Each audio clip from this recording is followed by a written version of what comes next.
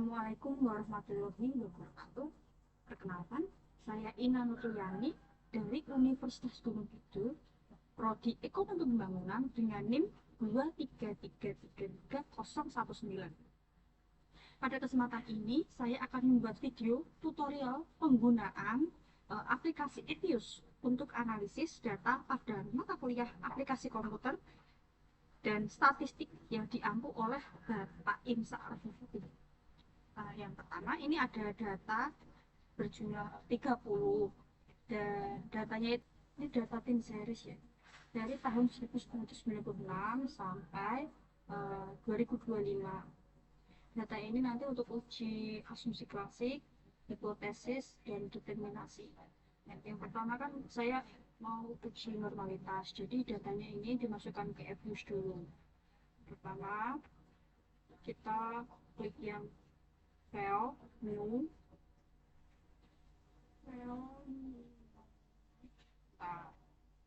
susah ya, file, terus work file. Ini kan karena kita pakai data tim series, maka kita pilihnya yang ini ya, yang Z. Jadi tadi tahunnya itu dari 1996 sampai dengan 2020. Nah, di sini kelihatan ya, ini datanya itu 30. Jadi kita mau memasukkan datanya ini ke data tadi ke aplikasi ini ya, Fuse-nya. Jadi ini klik free, terus import group. Jangan lupa ini dimasukkan dulu biar nanti sesuai. Nah, kita copy datanya tadi.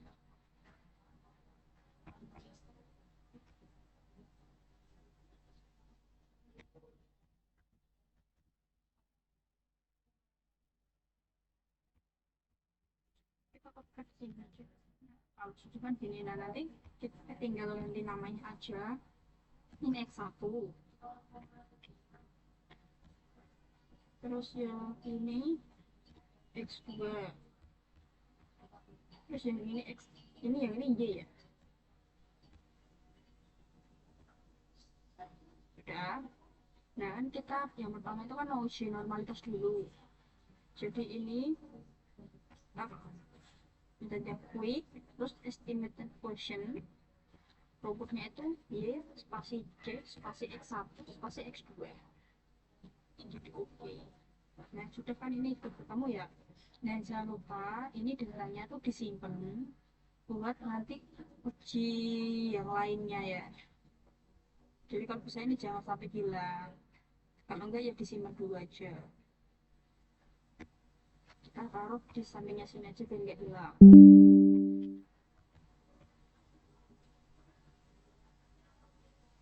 Nah, untuk uji normalitasnya kita klik yang view, terus residual diagnose, terus kita pakai yang histograph normality. Oke, udah kelihatan ya ini.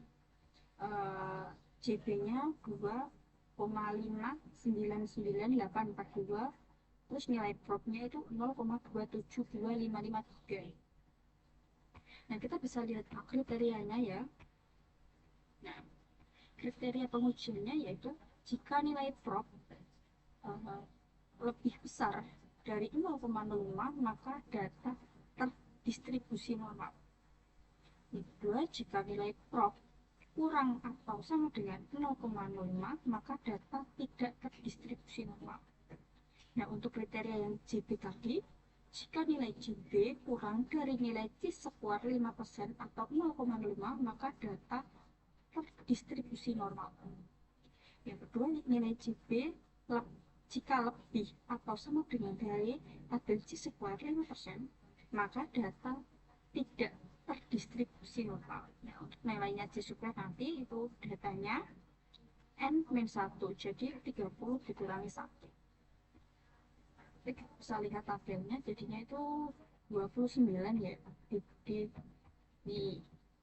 saya lihat 0,05 ini bawah yang 29 nih ya. Jadi nanti ya buat JB-nya itu 42.55696. Nah, di sini kan lebih besar yang tabelnya ya tadi ya. Jadi gini, berdasarkan hasil analisis yang diketahui, nilai prop yang ini 0,2725553. Nilai tersebut lebih besar dari 0,05, maka sesuai dengan kriteria pengujian, data dinyatakan terdistribusi normal. Untuk yang JP, kan nilai JP-nya kan 2,599842, maka sesuai dengan kriteria pengujian, nilai tersebut lebih kecil dari tabel C-square, maka data tersebut terdistribusi normal. Ini hilang. Jadi kan ini lebih kecil sesuai dengan kriterianya. Kalau lebih kecil dari 5%, maka data terdistribusi. Maka kesemuanya yaitu untuk kriteria pengujian yang prop sama JP itu data ini sudah termasuk data yang normal ya. Yang selanjutnya kita uji multikoliniaritas ya, yang kedua. Yang pertama dari hasil ujinya ini kita klik yang view, lalu yang koefisien diagnosis ini, terus kita klik yang varian inflation factor. Nah, hasilnya kan yang pakai yang ini ya, yang grandchart-nya. Ini kan hasil punya saya kan 27,53. Nah, sedangkan yang di kriteria pengujiannya tidak terdapat multikoliniaritas apabila nilai VIF kurang dari 10, dan terdapat multikoliniaritas apabila nilai VIF lebih atau sama dengan 10. Jadi kan tadi udah kelihatan ya, nilainya itu lebih dari 10. Maka kita itu datanya itu ditransformasi menjadi log. Nah, seperti ini ya rumusnya. Kita bisa dicobakan. Ini tadi kan hasilnya nih ya, yang 27. Sedangkan kan ini, jadi ini datanya itu termasuk data terdapat multikoliniaritas. Jadi kita ubah menjadi log-log. Yang pertama, ini kita yang klik yang Y dulu. Ini klik yang prop, terus ini ya generate by question. Nah, untuk Y-nya ini log underscore Y sama dengan log dalam kurung Y tutup kurung tak oke aja. Kan ini udah yang Y ya, terus yang X2 nya sama prop ini X2 log underscore X2 sama dengan log dalam kurung X2. Nah, ini kan nanti ada ini ya, dihapus aja nih yang Y-nya ini karena otomatis tadi ya. Oke. Terus yang X1 kita prop negative equation log underscore X1 sama dengan log dalam kurung X2. Nah, ini otomatis ya gini ya, ini nggak tahu kenapa, hilangin aja. Oke. Nah, sudah kan. Nah, terus kita kembali ke ini quick estimation question. Jadi gini, log underscore Y ini kecil, log underscore Y spasi C spasi itu X log X underscore log X1 spasi log underscore X2. Kita oke. Ini hapus saja kan tadi sudah disimpan ya punya kita. Nah, kalau sudah kita klik view, terus yang koefisien, terus ini varian inflation factor. Nah, udah kelihatan kan ini div-nya itu jadi di bawah 10 ya. Kita masuk ke ujiannya. Nah, data kan sudah di log tadi, jadi datanya itu sudah di bawah 10. Sesuai dengan kriterianya tadi ya, kalau di bawah 10 tidak terdapat multikolinearitas. Nah, kalau di atas 10 terdapat multikolinearitas apa? Jadi ini tadi kan datanya sudah di angka 5 ya. Berdasarkan hasil analisis diketahui nilai FIF sebesar 5,6452425. Nilai tersebut kurang dari 10, maka tidak terdapat multikolinearitas. Jadi kalau nanti datanya itu sering ada FIF-nya lebih dari 10, kita bilokan aja. Yang selanjutnya kita ke uji hetero. Uji hetero kita klik yang quick estimation question, give spasi C spasi X1 spasi X2. Hapus aja yang tadi yang lock. Kita klik yang view, terus yang residual ini, terus kita klik yang ini heteroskedasticity. Yang kita pilih yang ini ya, yang blended. Kita oke. Kita lihat yang ini OBS reservoir. Ini nilainya dapatnya itu ya 0,0636 ya. Kita lihat kriteria pengujiannya. Jika p-value kurang dari 0,05 maka terdapat hetero. Jika p-value lebih besar dari 0,05 maka tidak terdapat hetero.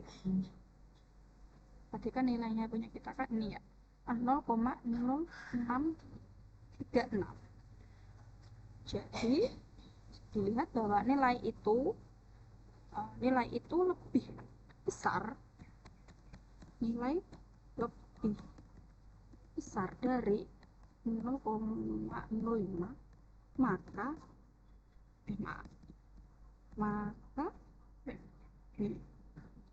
tidak terdapat hetero. Jadi maka tidak begitu ya. Jadi kesimpulannya tuh kita itu bisa melihat yang ini, yang di R1 ini, kalau nilainya ini tuh lebih ya, jadi aman, tidak terdapat hetero gitu. Nah, selanjutnya kan kita akan uji autokorelasi ya. Yang pertama kita klik view, terus residual diagnosis. Kita pakai yang ini, serial correlation LMH. Aja. Nah, kita nanti akan melihatnya yang ini ya, yang Darwin Waston ini. Kita lanjut ke kriteria pengujiannya. Kita nanti pakai tabel Darwin itu K sama dengan jumlah variabelnya ya. Kan kita harus pakai jumlah variabelnya itu kan 2 ya. Nanti nanti kita lihat N-nya kan jumlah data, berarti kan tadi jumlahnya itu kan 30. Jadi kita lihat yang nomor 30 ini. DL-nya 1.07 dan DU-nya itu 1.34. Kriterianya itu begini. Jika nilai DW berada di antara 0 dan DL, maka terdapat autokorelasi positif. Jadi berada di sini ya. Kalau nilai DW-nya di sini itu berarti ini terdapat autokorelasi. Yang kedua, jika nilai DW berada di antara DL dan DU, maka berada di daerah keraguan-raguan atau tidak dapat disimpulkan. Berarti kalau nilai DW-nya berada di sini, maka itu tidak dapat disimpulkan. Yang ketiga, jika nilai DW berada di antara DU dan 4 men DU, maka tidak terdapat autokorelasi positif atau negatif. Jadi kalau nilainya ada di tengah-tengah sini, itu tidak terdapat autokorelasi. Nah, jika nilai DW berada di antara 4 min DU dan 4 min DL, maka berada di daerah keraguan-raguan atau tidak dapat disimpulkan. Terakhir yaitu jika nilai DW berada di antara 4 min DL dan 4, maka terdapat autokorelasi positif. Nah kan tadi kan kan yang dari penjelasan stat ini ya di angka 1,49970. Nah, berarti kan di antara ini ya, di sini di tengah ini nilainya kita di sini. Jadi nilai DU itu berada di antara DU dan 4 min DU. Ini DU dan 4 min DU. Jadi nilainya itu tidak terdapat autokorelasi positif atau negatif, begitu. Bisa dipastikan lagi Pak. Ada di sini nilainya karena kan nilainya itu kan kurang dari 2,93 dan lebih dari 1,34. Jadi ini datanya ini hasilnya itu tidak auto ya, tidak terdapat auto. Yang selanjutnya yaitu regresi berganda ya. Tadi kan sebelumnya kita sudah menyimpan hasilnya ini ya, yang uji tadi pertama yang novel uji normalitasnya. Untuk regresi berganda itu rumusnya tuh Y sama dengan delta 0 plus B1 X1 plus delta 2 X2 plus E, itu error. Nah, kita bisa lihat Y sama dengan minus nih, kita pakai yang C nih, minus 17934,04 plus 1,85398 plus 0,004017.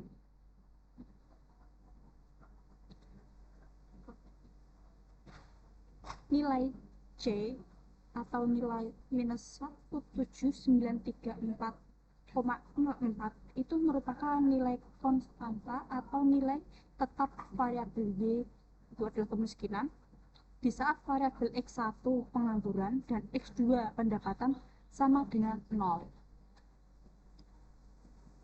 Dan selanjutnya yaitu setiap kenaikan satuan pada pengangguran maka akan meningkatkan kemiskinan sebesar 1 ini ya, 1,853908. Dan setiap kenaikan satu satuan pada pendapatan, ini pendapatan yang ini, yang S2 ini ya, ini akan meningkatkan kemiskinan sebesar 0,004017. Simbol E merupakan simbol error, di mana merupakan faktor lain yang mempengaruhi kemiskinan, tetapi tidak dimasukkan ke dalam persamaan tersebut. Simpulannya gini ya, jadi pengangguran itu meningkat satu satuan, maka kemiskinan naik sebesar 1,853908. Jika pendapatan meningkat satu satuan, maka kemiskinan juga naik sebesar 0,004017. Jadi kalau regresi berganda tadi itu pakai yang data yang tadi ya, yang sudah kita simpan sebelumnya. Yang selanjutnya itu kita mau uji T atau uji parsial. Jadi untuk uji T dan uji parsial itu menggunakan hasil analisis yang sama dengan regresi berganda ya, yang ini. Kriterianya tuh begini. Hipotesis satunya HO. Pengangguran tidak berpengaruh positif dan signifikan terhadap kemiskinan. HA-nya pengangguran berpengaruh positif dan signifikan terhadap kemiskinan. Kriteria pengujian satunya. Ini yang penganggurannya, yang X ini, yang X1 ya. Jika nilai prop lebih besar dari 0,05, maka pengangguran tidak berpengaruh positif dan signifikan terhadap kemiskinan. Yang kedua, jika nilai prop kurang dari 0,5, maka pengangguran berpengaruh positif dan signifikan terhadap kemiskinan. Nah, kita lihat di sini nilai propnya itu berapa. Yang X1 ya, ini lihat di sini ya, nih nilai propnya itu 0,0000.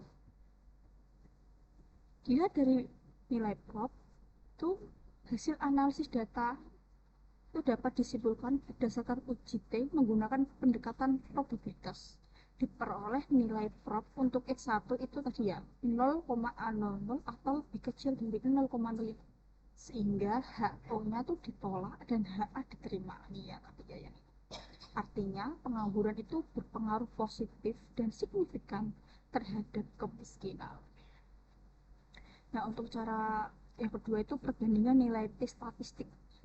T-nya tuh yang ini, yang sebelah sini. HO diterima apabila T statistik kurang dari T tabel. Yang H0 nya ditolak itu ketika apabila T statistik lebih besar dari T tabel. Nah, dilihat pada T statistik ini ya, yang X ini ya. Ini kan T-nya itu 11,45186 yang ini.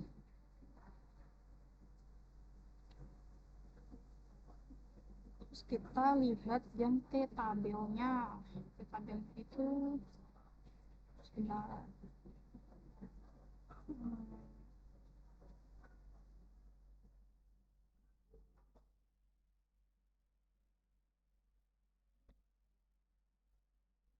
Kan ini tadi kan N ya, N-nya itu min 1. Nah, ini kita lihat nih. Kalau untuk melihat tabelnya itu N min K min 1. Jadi jumlah data dikurangi jumlah estimasi kurangi 1. Jadi totalnya itu 27. Jadi nanti kita lihatnya tuh tabelnya yang nomor 37 dengan tingkat kesalahan 0,5. Nih. Nih, yang nomor 27 tuh ini 1.703 ini untuk T tabelnya ya. Nih. Yang nomor 27 ini 1.703. Nah, 1.0,73 itu lebih besar mana daripada yang ini 11? Jawabannya berdasarkan uji T menggunakan pendekatan T statistik, maka diperoleh T hitung untuk variabel pengangguran itu sebesar 11,45186, artinya lebih besar dari 1.07 atau lebih besar dari T tabel, sehingga HO-nya ditolak dan HI-nya itu diterima. Artinya pengangguran berpengaruh positif dan signifikan terhadap kemiskinan. Nah, untuk yang hipotesis 2 itu kan ya pendapatan. HO pendapatan tidak berpengaruh positif dan signifikan terhadap kemiskinan. HA-nya pendapatan berpengaruh positif dan signifikan terhadap kemiskinan. Nah, kriteria pengujiannya itu caranya yang pertama dengan perbandingan nilai prop. Nilai propnya yang kita lihat dari yang ini ya, yang S2-nya itu nih. Nilai propnya itu 0,003. Lihat perbandingannya itu gitu. H0 diterima apabila nilai prop lebih besar dari 0,05 atau lebih besar dari 0,05 dan maka HA ditolak. HO itu ditolak apabila nilai prop kurang dari 0,5 atau maka HA diterima. Dilihat dari nilai prop ya kan 0,003 ya. Nah, berdasarkan hasil analisis data di atas, maka dapat disimpulkan berdasarkan uji T menggunakan pendekatan prop diperoleh nilai probabilitas untuk variabel X2, yaitu pendapatannya itu tadi propnya itu 0,003 atau lebih kecil dari 0,05 sehingga H0-nya ditolak dan HA-nya diterima. Artinya pendapatan berpengaruh positif dan signifikan terhadap kemiskinan. Untuk cara yang kedua itu dengan perbandingan nilai T statistik. H0 diterima apabila T statistiknya itu kurang dari T tabel dan H0-nya ditolak apabila T statistiknya lebih besar dari T tabel. Jangan lupa ya tadi T tabelnya 30 min 2 min 1. Kita bisa lihat ini tadi kan T statistiknya kan 3,21. Nah, sedangkan tadi kan T tabelnya itu kan yang 27 ini 1.703, jadi kan lebih. Nah, hasilnya itu dengan menggunakan T statistik maka diperoleh T hitung untuk variabel pendapatannya itu tadi ya yang 32 ini ya. Nih, yang 3.2. Jadi nilainya itu 3,2 itu lebih besar dari t tabel yang 1,703, sehingga HO ditolak dan HA diterima. Artinya pendapatan berpengaruh positif dan signifikan terhadap kemiskinan. Begitu. Jadi ini ya, jangan lupa nanti ini yang tabelnya itu N jumlah datamu dikurangi K itu jumlah variabel dan dikurangi 1 gitu. Yang selanjutnya yaitu uji F. Uji F itu tadi kita menggunakan yang awal tadi ya, yang hasil analisis yang awal yang sama dengan regresi berganda sama uji T dan kita nanti melihatnya yang ini F statistik sama prop F statistik. Kriterianya begini, hipotesisnya itu H0, pengangguran dan pendapatan tidak berpengaruh secara simultan terhadap kemiskinan. Hanya pengangguran dan pendapatan berpengaruh secara simultan terhadap kemiskinan. Kriterianya pengujian itu begini. Yang pertama, perbandingan nilai probabilitas pada prop F statistik. Jika nilai prop lebih dari 0,05, maka pengangguran dan pendapatan tidak berpengaruh secara simultan terhadap kemiskinan. Yang kedua yaitu jika nilai prop kurang dari 0,05, maka pengangguran dan pendapatan berpengaruh secara simultan terhadap kemiskinan. Dapat dilihat tadi ya, nilai yang propnya ini tuh 0,0000. Jadi berdasarkan hasil olah data, maka nilai prop pada F hitung sebesar 0,000 lebih kecil dari 0,05, sehingga berdasarkan kriteria maka HA0-nya itu ditolak dan HA-nya diterima. Jadi pengangguran dan pendapatan itu berpengaruh secara simultan terhadap kemiskinan. Nah, yang cara keduanya itu perbandingan nilai F statistik ya, ini ya yang 951.9802.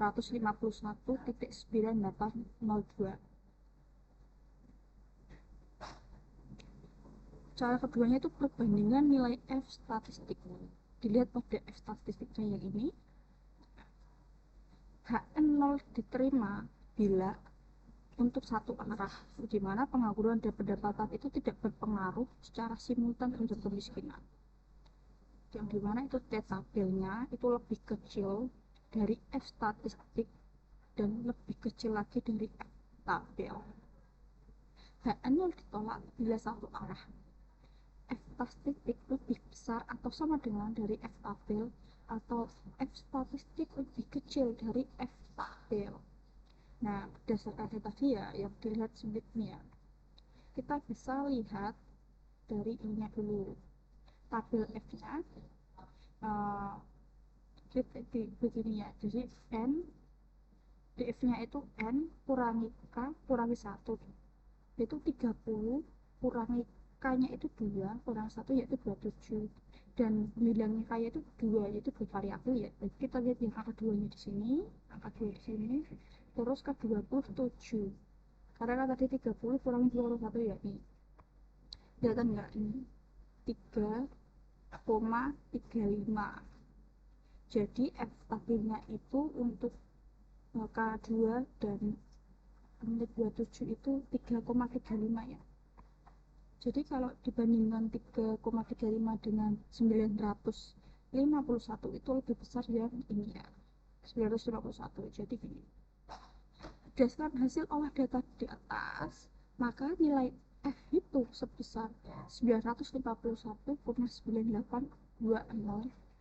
itu merupakan nilainya itu lebih besar dari F tabel, karena F tabel hanya 3,35. Maka secara bersama-sama variabel independen yang digunakan memiliki pengaruh yang signifikan terhadap variabel dependennya. Jadi bisa dilihat ya, ini besar banget sampai 991 ini. Yang selanjutnya itu yaitu uji determinan. Kita bisa melihat ini pada bagian average error square itu sebesar 0,000 984982. Jadi, tadi datanya itu menggunakan yang tadi ya, yang uji regresi berganda, uji T, uji F gitu ya, ini hasilnya itu. Nah, berdasarkan hasil analisis diperoleh nilai ACES R square sebesar 0,984982. Ini tuh sekitar 98,49% ya. Hal ini menunjukkan bahwa sebesar 98,49% variasi variabel dependennya dapat dijelaskan oleh variasi independennya yang digunakan dalam model penelitian. Sedangkan sisanya itu sekitar 1,51% dijelaskan oleh faktor lain di luar model yang tidak dimasukkan dalam penelitian. Jadi R square-nya itu bisa dilihat di sini guys, di 0,984982 gitu. Udah selesai ya ujinya. Jadi saya mohon maaf bila ada salah kata atau salah pengucapan dalam menyebutkan uji-ujinya.